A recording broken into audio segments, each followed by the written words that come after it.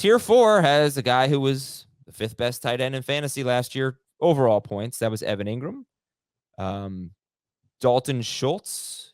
Oh, Dave, I think I forgot to update this. So Njoku's in here, right? Nope. Oh, he's not, but Okonkwo is out. Okonkwo is out. All right, so it's Ingram, Schultz, Freiermuth, and Dulcich. Ingram, Schultz, Freiermuth, and Dulcich. And how do you feel in general about this tier? These are the tight ends that I'm hoping can get me an average of 10 PPR points per game. So guys that might get 5 targets per game, catch 4 of them for anywhere from 50 to 60 yards, score the occasional touchdown. Not necessarily guys that can be the top target getter on their team or the second top target getter on their team, but players who are going to be involved in their offenses to some degree and at a nice discount. So lower expectations, obviously lower draft value, which I kind of like because some of these guys do have upside to get you north of 10 PPR points and maybe finish with 11 or 12. We got to start looking right. We got to look now who could actually be the league winner or the top 5 tight end anyway, the big breakout here. Jamie, in terms of Ingram, Schultz, Freiermuth, and Dulcich, do you think this is a good tier? Do you think these guys belong in the same tier? And do you see a potential star in here? I would probably, if I'm going to put Dulcich in this tier, I would put Njoku in this tier because I think they're similar, in terms of crowded target share and still plenty of upside. For me, it's Freiermuth. And if Kenny Pickett, it's almost like Freiermuth's like a poor man's Kenny. He's like a poor man's Pitts, just because I think if Kenny Pickett can improve, just like Desmond Ridder can improve, then I think you'll see Freiermuth's numbers pop. The thing that I like about him a lot, and we'll see how they sort of use their receiving core, but you're hearing a lot of reports that they're going to use him sort of like a big slot receiver. Mm-hmm. And the drafting of Darnell Washington sort of speaks to that they have more of a blocking tight end on the field. He averaged 2.28 yards per route run when lined up in the slot, which is second only to Travis Kelce. And he was 6th among tight ends in targets per game at 6.1. So if he does see a boost in opportunities and they allow Kenny Pickett to throw more, and then clearly if he gets more touchdowns, you see 2 only last season scored 7 as a rookie the previous year, then he could be good. So I think it's going to be from a target standpoint. I think Deontay Johnson's 1. I think Freiermuth is 2. And then Deontay Johnson and Allen Robinson sort of fight for 3 with hopefully Pickett's being that guy. But I think Freiermuth has the best chance to have that breakout campaign. So he's my favorite of this group. Freiermuth had the most green zone targets on the Steelers, although that was only 6. He had the most games with 75 or more yards. He had 5 games with 75 or more yards. That's more than Deontay Johnson, more than George Pickens. So there's good stuff there. His snap count wasn't as high late in the year after he had an injury at some point in the year. His snap count didn't quite fully recover to what it was early in the year. So maybe he's able to play more this season. And the Steelers threw 12 touchdowns last year, and one of them was thrown by Chase Claypool. So they will throw more touchdowns this year for sure. Dulcich is interesting to put him in here because, Dave, he's a year 2 tight end, and year 2 tight ends, a lot of times you can't even see it coming because they had such a nothing year 1. But year 2 tight ends are a good type of player to target. There's a lot of surprising breakouts there. So Jamie said he would put Njoku in this tier because Dulcich is in there and they're in similar situations. But I guess you do draw a line between Dulcich and Njoku. I like Dulcich's new coaching staff in Denver. Sean Payton does have a nice track record utilizing his tight ends. They're already talking about Dulcich playing sort of a joker role on offense. Averaged 8.6 PPR points per game last year. I think he can build off that. And I think he's a dark horse candidate to finish second on the team in targets. It's really that simple. Young, athletic, more of a receiving tight end than a blocking tight end who can take a jump in year 2.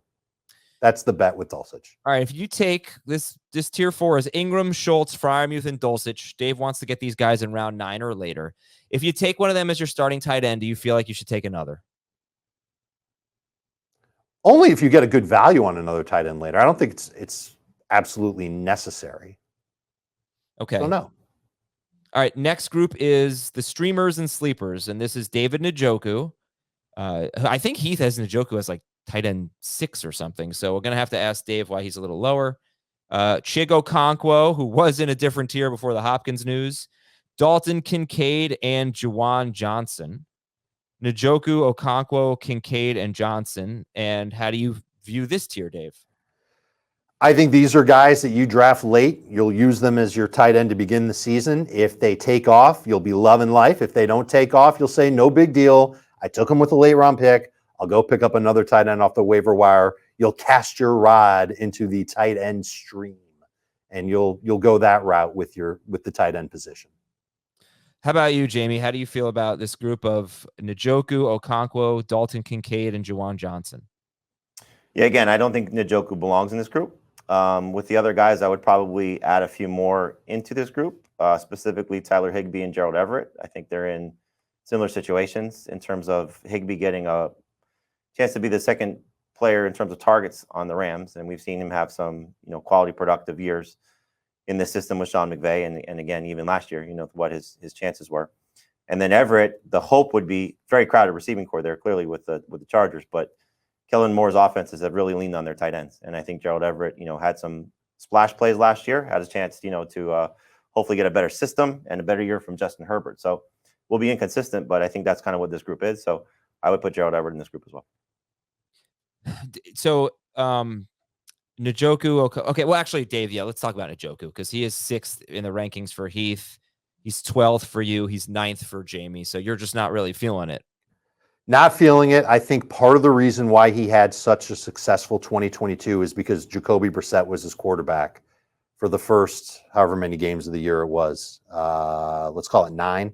Looks like Njoku played 9 games with them. Not yeah. It was 11 for Brissett. 9 for Njoku. Okay. Yeah. Now look, let's be fair. There were 5 games that Njoku and Watson, 5 or 6. I see a 0 for Njoku in one of the weeks, so I'm not sure if he played in Deshaun Watson's first game back, but he had 2 huge games. He was inactive. All right, so 5 games with him.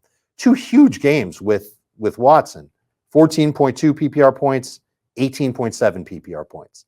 The other 3 games, 5.8 PPR points or less. I don't think Watson necessarily leans on tight ends. I think he likes downfield throws. I think the Browns' moves this offseason suggest that they're trying to help Watson there by adding Elijah Moore, by drafting Cedric Tillman, and all this talk about Nick Chubb getting more involved in the passing game. Those are targets that'll come away from the tight ends. And so I'm a little bit nervous that Njoku won't be as good as he was last year, particularly since last year was the first year in his career he was ever particularly good for fantasy. He was 8th per game, and yeah, he wasn't even that good.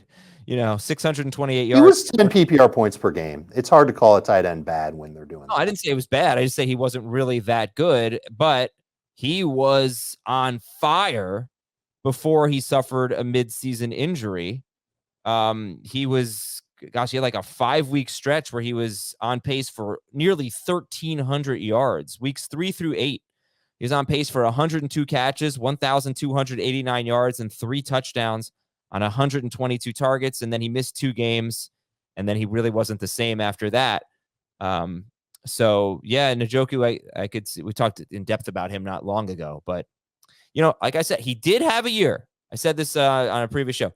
He did have a year where he was on a decent Cleveland passing offense, and he was 2nd on the team in targets. Rookie season, I believe it was. 2nd season in the league, and he was not very good. He had like 640 yards and, on 88 targets. What just wasn't very good. So hopefully he has to have a better year. He has to be a better player than he was back then, which is possible. He came into the league very raw.